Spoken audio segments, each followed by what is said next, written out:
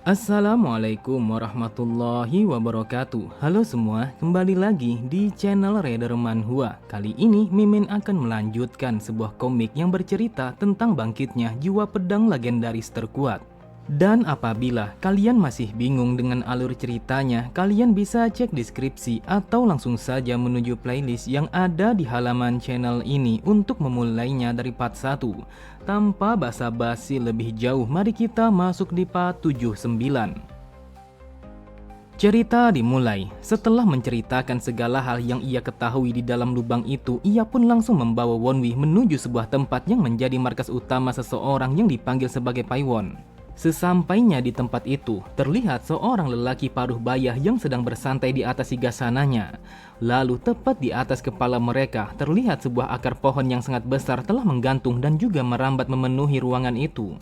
Paewon berkata, "Gapchan, di mana ikan-ikan yang telah kau janjikan kepadaku? Lalu siapa bajingan yang kau bawa ini?" Dengan santainya, Wonwi pun berjalan ke arahnya sembari berkata, "Apakah kau ketua dari tempat ini yang bernama Paewon itu?" Terlihat semua orang yang ada di sana sangatlah marah karena Wonwi telah lancang berbicara kepada ketua mereka. Sambil berteriak mereka berkata, "Dasar bajingan, apakah kau sadar kalau kau telah berbicara dengan siapa?" Namun tiba-tiba saja ia pun langsung terdiam ketika Wonwi yang melemparkan seekor ikan ke wajahnya. Lalu Wonwi berkata, "Aku datang ke tempat ini hanya untuk menawarkan sebuah kesepakatan. Aku telah mendengar kalau seekor ikan jauh lebih berharga daripada akar pohon. Jadi aku membutuhkan akar pohon yang cukup untuk aku gunakan selama 1 bulan." Mendengar penawaran Wonwi, Paewon berkata, "Kau ingin menukarkan ikan-ikan itu dengan akar pohon? Dengarkan aku baik-baik, untuk 1 ikat akar pohon kau harus membayarnya sebanyak 10 ikan. Akan tetapi jika kau menolaknya, maka pergilah dari sini." Tanpa pikir panjang, Wonwi pun langsung menolaknya karena ikan yang diminta oleh Paewon sangatlah banyak. Wonwi berpikir jika ikan-ikan tidak datang pada setiap harinya, maka ia akan kehabisan stok makanan yang ia butuhkan selama 1 bulan. Dikisahkan di dalam lubang itu telah terbentuk 3 buah kelompok. Lalu kelompok yang paling kuat telah menguasai satu-satunya akar pohon yang telah tumbuh di dalam lembah itu.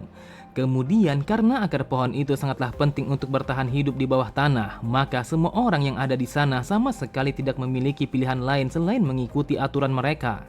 Paewon dikenal sebagai seseorang yang sangat ahli di dalam pertempuran dan dia merupakan sang ketua dari kelompok yang paling berkuasa di dalam lubang itu.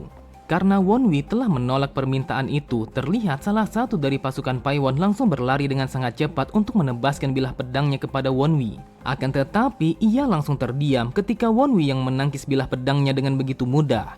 Wonwi berkata, "Dengarkan aku baik-baik, aku sama sekali tidak ada niatan untuk melawan orang-orang yang sangat lemah seperti kalian ini." Bahkan di saat itu, ia tidak mampu untuk bergerak lagi ketika pedang Blood Demon telah berada tepat di hadapan tenggorokannya. Terlihat Paewon sangatlah terkejut dan juga bingung setelah melihat kecepatan pergerakan pedang Wonwi karena itu adalah sesuatu yang tidak akan mungkin dilakukan tanpa menggunakan tenaga dalam. Saat mendengar Paewon yang bertanya bagaimana mungkin Wonwi bisa menggunakan tenaga dalamnya, dengan santainya Wonwi mengatakan kalau itu bukanlah urusannya. Namun Wonwi langsung terdiam ketika mendengar Paewon yang mengatakan kalau itu adalah sebuah masalah yang sangat penting bagi mereka. Di saat itu, Paewon telah mendekatkan sebuah obor kepada akar pohon yang ada di atasnya. Jika Paewon menempelkan obor itu ke akar pohon, maka tempat itu akan menjadi lautan api. Paewon berkata, "Kalau kau bisa menggunakan tenaga dalam, maka itu artinya kau juga bisa menghilangkan semua jarum yang berada di tubuhku. Jadi mari kita membuat sebuah kesepakatan. Jika kau mencabut semua jarum yang ada di tubuhku, maka aku akan memberikan apa saja yang kau inginkan. Asal kau tahu, aku adalah sang raja yang menguasai lembah ini. Jadi apabila kau ingin bertahan hidup, maka kau harus mengikuti segala perintahku dengan bijak." Akan tetapi belum sempat Paewon melanjutkan kata-katanya, tiba-tiba saja sebuah bilah pedang telah menembus kepalanya sehingga membuatnya langsung mati seketika. Setelah membunuh Paewon, dengan santainya Wonwi berkata, "Dasar bodoh, apakah kau berpikir kalau aku akan mendengarkanmu? Lagi pula tidak ada seorang raja yang akan mati dengan mudah hanya dengan 1 kali serangan saja." Kemudian Wonwi pun langsung berjalan menuju ke tempat yang biasanya digunakan oleh Paewon sebagai singgasananya. Lalu Wonwi kembali berkata, "Sang raja telah mati di tanganku dan itu artinya kalau aku adalah sang raja yang baru." Dengarkan aku baik-baik, siapapun yang merasa keberatan dengan semua ini, maka majulah sekarang juga. Jadi, mari kita lihat apakah ada seseorang yang cukup berani untuk mengikuti bajingan ini sampai ke kuburan. Jika kalian sangat berani, maka jangan malu-malu untuk datang ke hadapanku. Seketika itu juga mereka semua langsung berlutut di hadapan Wonwi sembari mengatakan kalau mereka akan mengikuti segala perintah yang diberikan oleh Wonwi kepada mereka. Di saat itu sebagian besar mengatakan kalau mereka sangat bersyukur atas kematian Paewon karena mereka sama sekali tidak menyukainya. Di sampingnya Demon berkata, "Dasar sialan, entah kenapa mereka semua sangatlah membosankan. Awalnya aku berharap kalau di sini akan terjadi sebuah pembantaian agar mereka bisa menyadari betapa hebatnya diriku ini." Beberapa hari kemudian, sebuah rumor tentang kematian Paewon telah menyebar dengan begitu cepat di dalam lubang itu.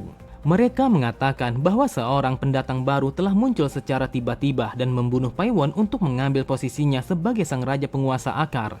Mereka juga mengatakan kalau dia sama sekali tidak mendiami goa utama, akan tetapi dia telah mendiami sebuah goa yang ada kolam ikannya. Bahkan rumornya mengatakan kalau orang itu mampu mengendalikan seekor monster yang berada di dalam goa itu dengan sesuka hatinya. Namun sebagian dari mereka yang belum bertemu dengan Wonwi sama sekali tidak percaya dengan rumor yang beredar itu. Mereka mengatakan kalau itu hanyalah sebuah omong kosong. Dengan beredarnya rumor itu, terlihat seorang lelaki paruh baya telah mencoba memberanikan dirinya untuk bertemu dengan Wonwi di dalam lubang kecil itu. Ia tahu kalau di balik lubang itu ada seekor monster yang sangat mengerikan. Meskipun ia begitu takut untuk masuk ke dalam sana, akan tetapi mau tidak mau ia harus memasukinya untuk bertemu dengan Wonwi yang telah menjadi sang raja baru. Sesampainya di dalam lubang itu, ia pun berkali-kali memanggil Wonwi dengan sebutan sebagai tuan. Akan tetapi Wonwi sama sekali tidak menjawabnya, yang ada hanyalah suara para binatang yang bersembunyi di balik kegelapan. Namun tanpa ia sadari, terlihat 4 buah mata ungu telah nampak tepat di belakangnya. Ketika ia mencium bau amis, ia pun langsung menolehkan pandangannya ke arah belakang. Namun ia sangatlah terkejut ketika monster itu telah membuka mulutnya dan bersiap untuk melahapnya. Akan tetapi monster itu langsung menghentikan pergerakannya ketika mendengar Wonwi yang memintanya untuk tidak memakannya. Ketika melihat Wonwi yang berdiri tepat di samping monster itu, orang itu bertanya apakah dia adalah sang raja baru yang menguasai goa itu. Saat mendengar Wonwi yang bertanya untuk apa ia datang menemuinya sambil menundukkan kepalanya, orang itu berkata, "Wahai tuan, aku minta maaf karena aku telah mengganggumu, namun aku memiliki sebuah permintaan. Penyakit tuanku yang aku layani selama ini semakin memburuk, bahkan tubuhnya saat ini telah menjadi begitu lemah. Dia sangat membutuhkan sesuatu yang sangat layak untuk dimakan, bukan hanya sekedar tikus ataupun para serangga." Namun orang itu begitu heran saat mendengar Wonwi yang berkata, "Apakah kau butuh ikan untuk kau berikan kepada Tuan Wolno?" Orang itu berkata, "Wahai master, bagaimana bisa kau mengetahui kalau Tuan Wolno yang aku maksud?" Sambil memberikan seikat ikan, Wonwi berkata, "Aku sudah mendengar tentang Tuan Wolno dan juga aku telah mendengar kalau ada sedikit orang yang masih setia mengikutinya. Meskipun ikan ini tidak banyak, namun aku rasa kalau ini akan cukup untuk kau bagikan kepada teman-temanmu." Sontak orang itu sangatlah terkejut ketika melihat Wonwi yang memberikan ikan itu kepadanya. Ia berkata, "Wahai tuan muda, apakah kau benar-benar tidak keberatan untuk membagikan ikan ini begitu saja? Apakah ada sesuatu yang harus aku lakukan sebagai imbalan atas ikan-ikan ini?" Dengan santainya Wonwi berkata, "Untuk apa aku meminta sesuatu dari seseorang yang merendahkan dirinya sendiri hanya untuk orang lain?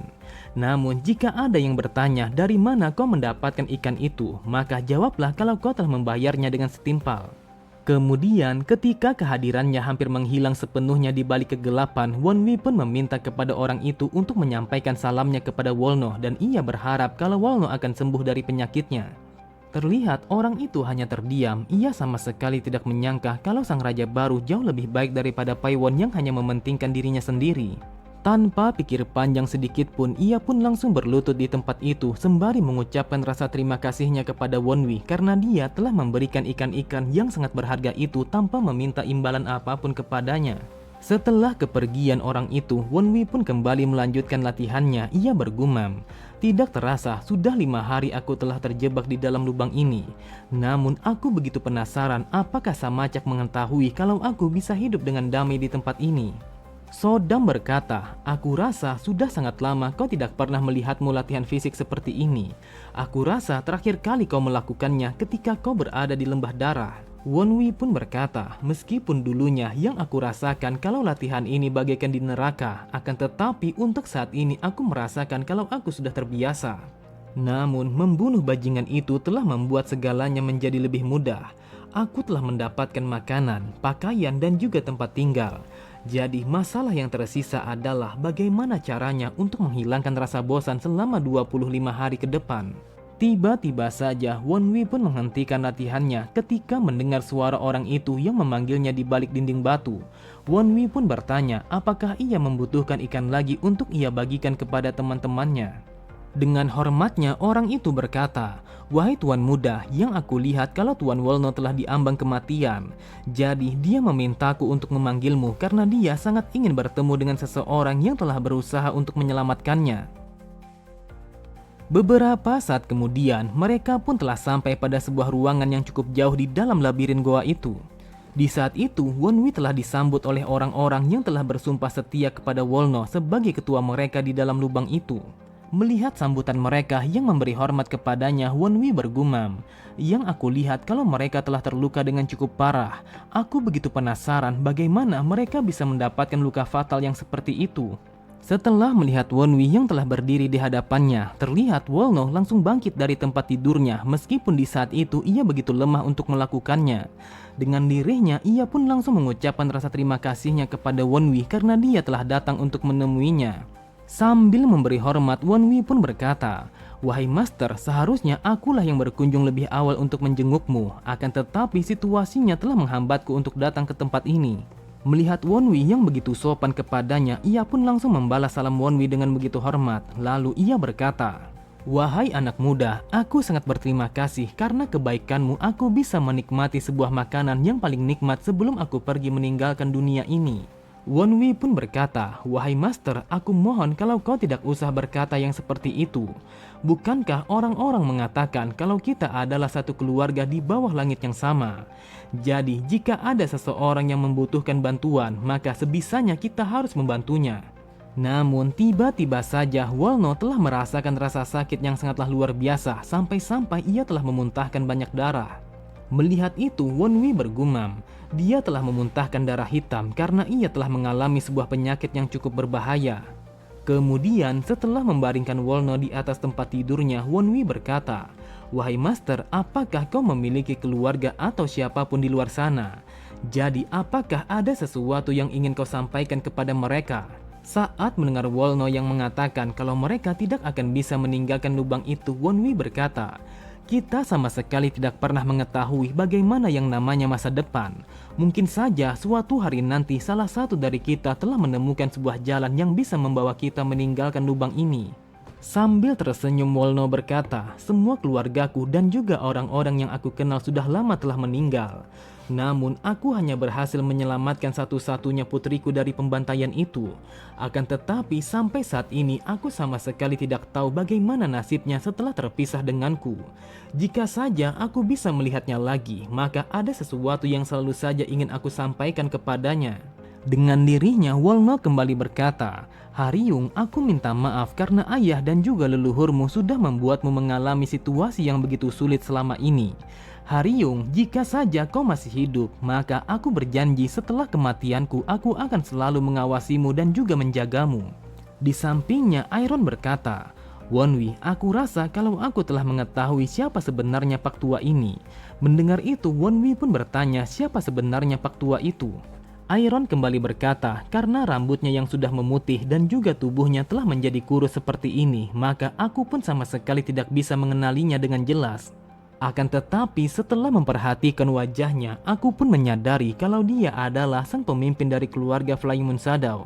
Dan dia adalah sang pendekar pedang bulan terbang yang bernama Ha Xiongwon." Saat melihat Wonwi yang hanya terdiam, Wolno bertanya mengapa ekspresinya telah menjadi gelap seperti itu. Akan tetapi Wolno sangatlah terkejut, matanya terbelalak saat mendengar Wonwi yang berkata, "Wahai Master, mungkinkah jika putrimu itu memiliki jari manis dan juga jari tengah yang sama panjangnya, dan juga ia memiliki kelopak mata ganda yang berada pada mata kirinya?" Seketika itu juga, Wolno pun langsung bangkit dari tempat tidurnya. Ia bertanya-tanya apakah Wonwi telah mengenali putrinya itu. Kemudian Wonwi pun mengambil sebuah pelekat yang ia simpan di balik bajunya.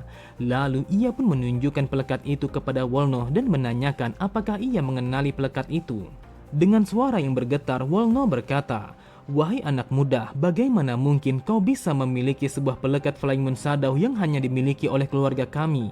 Akan tetapi, Wolno langsung terdiam. Ia sama sekali tidak bisa melepaskan pandangannya dari Wonwi ketika Wonwi yang mengatakan kalau itu adalah sebuah pelekat yang dimiliki oleh ibunya.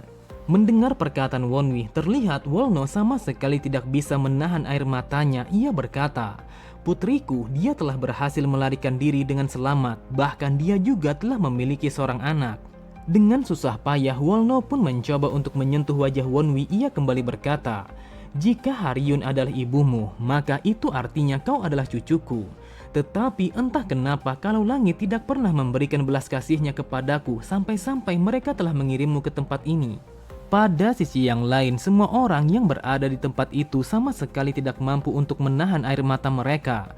Mereka begitu sedih setelah mengetahui sebuah fakta bahwa tuan mereka telah bertemu dengan darah dagingnya di ranjang kematian. Dengan mata yang berlinang, Wolno berkata, "Wahai cucuku, bagaimana dengan keadaan ibumu? Apakah dia selama ini baik-baik saja? Jujur saja, selama puluhan tahun ini aku sangat rindu untuk bertemu dengannya lagi." Mendengar itu, Wonwi sama sekali tidak bisa mengucapkan sepatah kata pun. Ia tidak mampu mengatakan kepada Wolno kalau ibunya telah meninggal sejak ia masih kecil. Ia tidak bisa menghancurkan rasa bahagia kakeknya dengan mengatakan tentang kematian ibunya. Oke semua, cukup sampai di sini dulu pembahasan alur cerita kita. Sampai jumpa di video selanjutnya. Wassalamualaikum warahmatullahi wabarakatuh.